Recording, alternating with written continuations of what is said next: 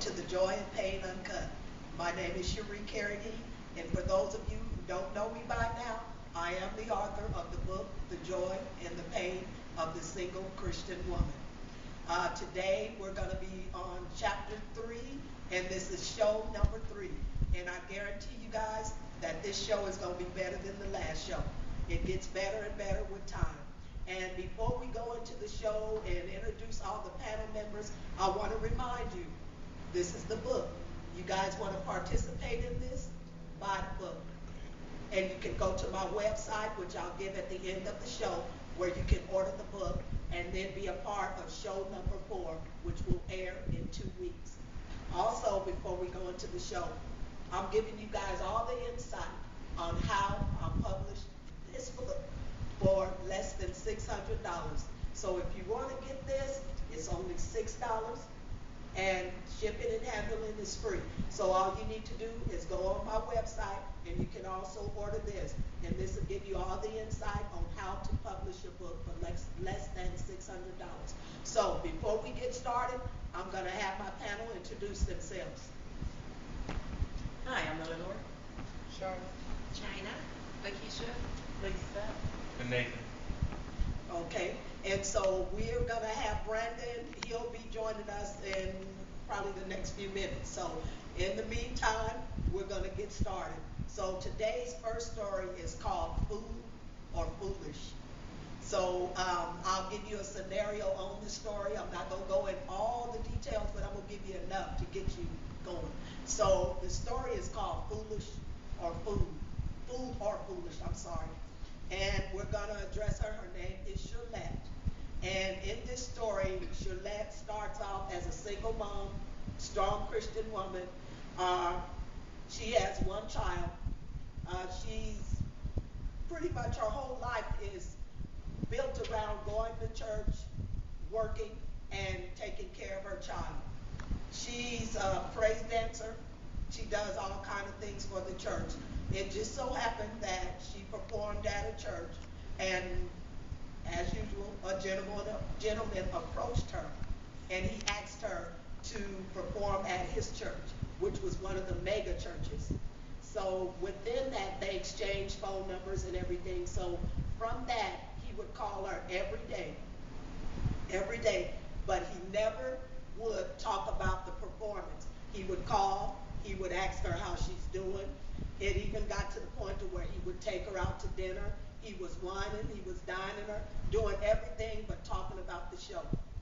It ended up to where also she never understood why he never invited her child. He never came off to her like he was flirting with her or as if he liked her. But yet he would continue to call and continue to say good morning, just enough to lead her on.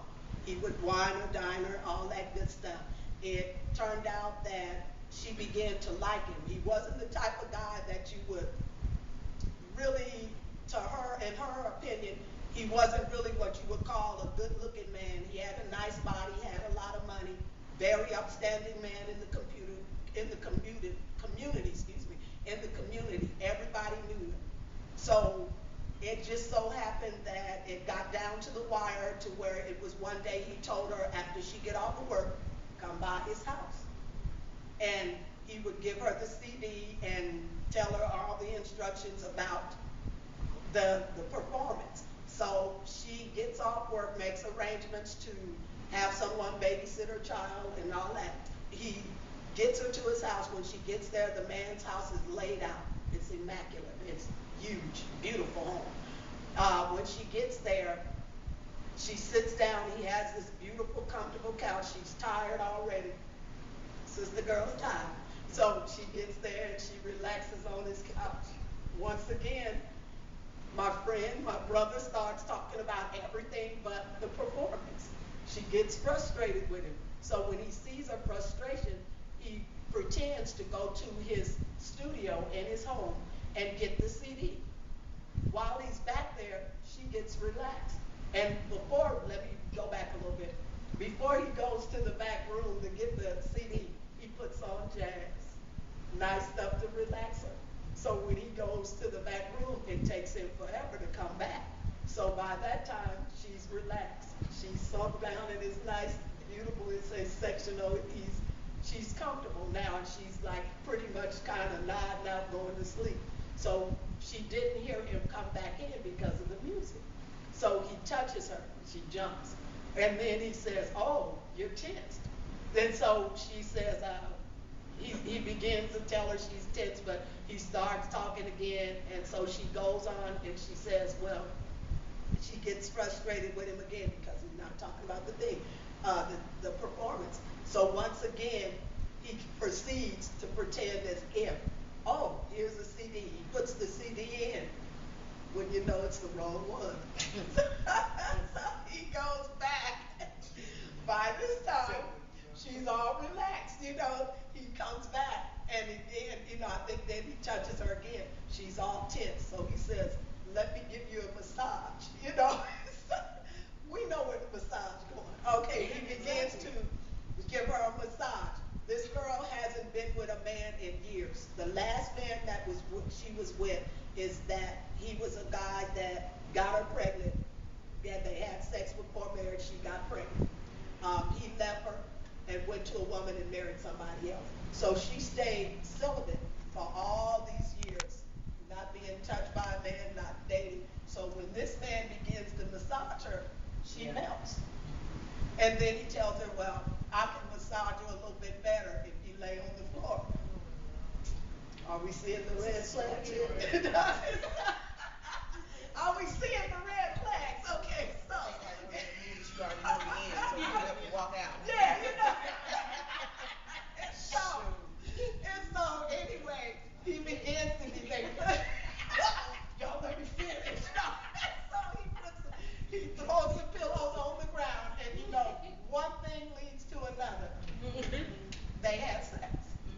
Quick, bim bam, thank you, that was it. It was nothing, passion, nothing. It was bam, So afterwards, he assured her that he respected her. He was not going to disrespect her, and he was going to stick by her, whatever. That he was sorry it happened, whatever. Okay, after it was over, she rushes home out of embarrassment. He continues to call her, still not talking about the show, but kind of leading her a little bit here or there, as if he cared. She finds out later on that she's pregnant, so she thinks he's going to be understanding.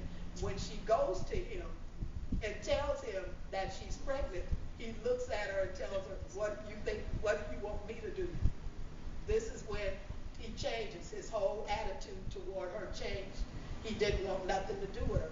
He told her he's an upstanding man in the community, and he did not want her to mess up his name. So this is when the ugliness comes in. She's out there, she's pregnant. He wants nothing to do with her. He told her, if you go public, you won't win, because everybody knows me. I'm well known in the community, and nobody will believe you. So what she did, she took off, she went away, had her baby in private, changed her job, had her baby, came back. Nobody knew this was his. It turns out that when she came back, she finally she only revealed it to her family, and they were upset. They investigated it. It turned out that he had done this to a lot of women, but none of them came up pregnant. But the thing of it was, until this day, and she's not in Tucson, so don't be looking for her, y'all. But until this day, the girl never told anybody who the father of the child is. He went on to date other women, doing the same thing, still well known in the community, and nobody pressed charges against him. It was one lady that tried to, and she lost. So all the other women were afraid of this man. So until this day, this girl, she has went through her life raising this child, no one knowing the father of this child because of this man. And he continues on as an upstanding man, Christian in the community. So now we get to y'all. In the beginning,